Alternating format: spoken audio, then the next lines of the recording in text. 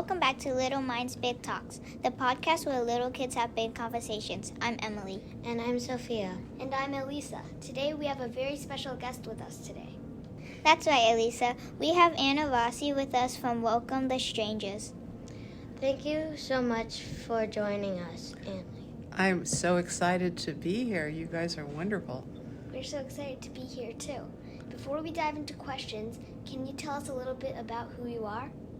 I'd be happy to do that. So, I am 79 years old, and I have two children who are in their late 50s and a grandchild in her 20s.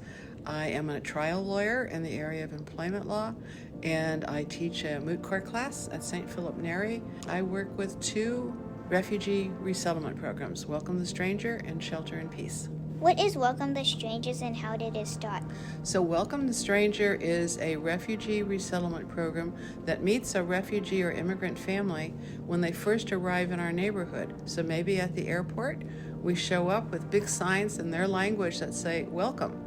And then we stay with them for a year, and we treat them like they're our kids. So we teach them everything that you would teach your children. We get them enrolled in school, we get their kids enrolled in school, we find them a place to live, we teach them how to shop, we teach them how to live in our culture, because our culture is very, very different, usually than the cultures they come from. Welcome the Stranger started in 2016 when Pope Francis asked every Catholic church in the world to take in one refugee family and take care of them. And I was part of the Catholic churches in Alameda, and we decided we could do that. So the four Catholic churches came together, and we decided that we could start a Welcome the Stranger and help refugees and immigrants learn how to live in our communities. Can you tell us about one of your refugees, immigrant families? Since we started, we've had 10 refugee and immigrant families, but the one that really touches my heart the most is our current family, which is from Haiti. And that's a country that's in great upheaval right now. And so this family was a mom and a dad, and later there was a little baby, went from Haiti to Chile, which is the very tip of South America. And when they got to Chile, there's still a lot of disruption, and people didn't like them because their skin color was dark. And so they decided they needed to come to the United States. And do you know how they got here? They walked. They walked from the tip of Chile all the way up to the Texas border.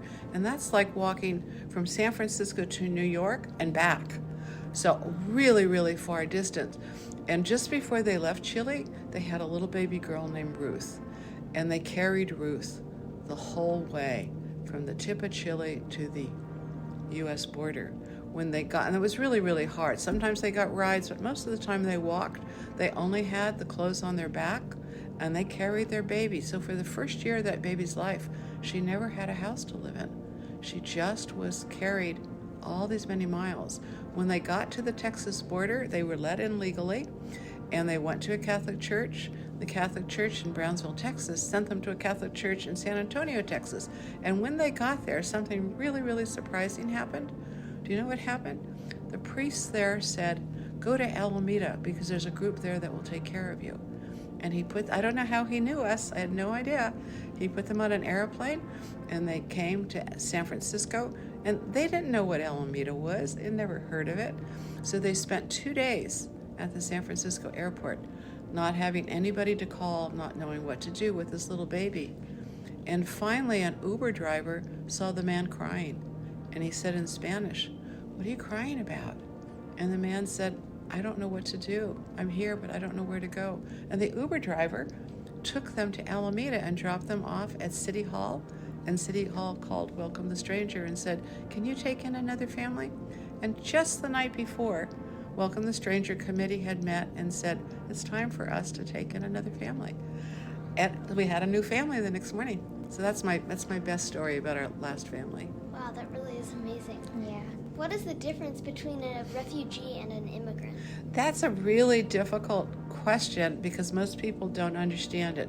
So a refugee is somebody who the government in their country doesn't like them because of the color of their skin, because of their religion, because of their political beliefs, or just something. And the government basically says, if you don't leave the country, I'm going to hurt you. I'm going to hurt your family. So the refugees have to leave their country. And the best example of that right now that people understand was what happened in Afghanistan, where when the Taliban came in, they didn't like anybody who had worked for the U.S. government.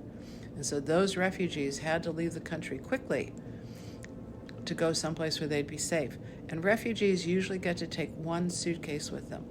So anything in your life, all you can do is take one suitcase with you, and everything else has to stay there. For me, leaving my dogs would be really, really hard, but you wouldn't be able to take them, and you have to leave the rest of your family. So that's a refugee. Really difficult situation. Immigrants are even worse, because immigrants don't come into the U.S. with all the benefits that refugees do. And immigrants are a group of people who don't like the way the government is treating other people in their group. Not necessarily them, but the way they treat other people. And immigrants say, I could be next, so I'm going to take my family now and I'm going to leave. When refugees come into the U.S. The country, they have the right to work and they have the right to be here. When immigrants come in, they don't have the right to work until there's a court hearing that gives them that right, and they don't have any support group usually to help them. So they're just here, usually not speaking our language, not knowing our culture, and they're here on their own. Oh, yeah, that would be really scary. Yeah, it is. Why is it important to help refugees and immigrants when they move into your community? I'm going to kind of answer that with a question. Think about how you would feel if I dropped you in the middle of a country where you didn't speak the language, you didn't know anybody, and you didn't know their culture, and there was no one to help you. Think about how lonely and scared you might be. So these immigrants and refugees, when they come in, to know that they have a group that will help them, to be welcomed by their neighbors, makes them feel a little less sad about leaving, and makes them feel like, okay, this might be a good country, and maybe people will treat us nicely. And for the kids, particularly, it makes them happy to feel like they're not strangers. They're somebody that kids around them will be nice to and be happy. How do you get places for refugees and immigrants families to live? Okay, so when our first family came in 2017, it took us 2 months to find anyone who would rent an apartment to them. So for 2 months, this was again a mom and a dad and a 6-month-old baby, they had to live in a hotel, and Welcome the Stranger had to pay for them to live in a hotel. And we knocked on doors, we went to real estate agents, we went to individual landlords, we went to management companies and said, would you rent a unit to Welcome the Stranger and our family? And they said, no, we don't rent to refugees. And I'm a lawyer, that's not legal, but our family needed a place to live. They didn't need a lawsuit. And so we walked and we walked and we walked, and we finally found someone who would rent them a basement apartment. At that point, I said, this is the hardest thing we have to do to help a refugee family. So I started another nonprofit called Shelter in Peace. And what Shelter in Peace does is goes around to landlords and rental companies, cities and churches, and says, will you rent us, Shelter in Peace, an apartment at below price so we can turn around and rent it to a refugee or immigrant family and a support group. And right now, Shelter in Peace has 6 units in Alameda and San Leandro, and so we can take care of 6 families for what's called transitional housing, so they can stay there for up to 1 year. And this gives them time to learn English, to get settled, to understand our culture, and then they're ready to move on. So that's how we handle it. It's very hard for refugees and immigrants to find a place to live. The work you do is an inspiration. Are there ways that kids can help and get involved? There is. One of the hardest things when refugee families come here is that their kids are isolated. They don't know anybody. They don't have friends. You guys probably all have friends, right? And you get to play with your friends afterwards. These kids come and they just have themselves. So we set up times when we have families with little kids for kids from various schools to come and kick a ball around, to talk to them, to read to them, because they have to learn English, and the best way to learn English is to have somebody talk to you in English. So yes, if there are kids who like to help, we match them up with the age group of our refugee and immigrant kids, and they just have to play.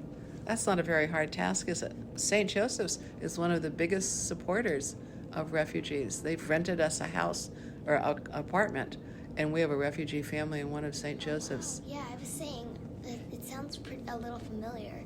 Yeah, I come and talk to all the Catholic churches once a year, so you've probably seen me there. Yeah, probably. Do you have anything else you might want to add before we wrap up? I do. 2 years ago, Pope Francis, who's the head of the Catholic Church, said people have to stop thinking that there are us's and them's. There are no us's and them's. We are all one people. And so when you meet a stranger from a different country and a different culture, you need to welcome that stranger. And that's what Welcome the Stranger does. We need to say, we're all the same people, and we're working together to make everybody have a good and happy life. That's all. That's amazing. Thank you so much, Anna, for sharing your knowledge with us today. We have learned a lot about your amazing program and what you do for our community. Thank you so much for letting me be here. I really love talking to you all. And to our listeners, remember there are always so many ways to help, no matter your age or abilities. That's right. Let's support each other whenever we can in order to make the world a better place. That's all for today's episode from Little Minds Big Talks. We hope you enjoy meeting Anna and learning about welcoming the strangers with us. If you want to write into our show and ask us questions or get any advice, send any email to littlemindsbigtalks@gmail.com. Thanks for listening, and remember, little hearts can make a big difference, so spread kindness, stay curious, and strive to make the world a better place, one conversation at a time. Bye. Goodbye.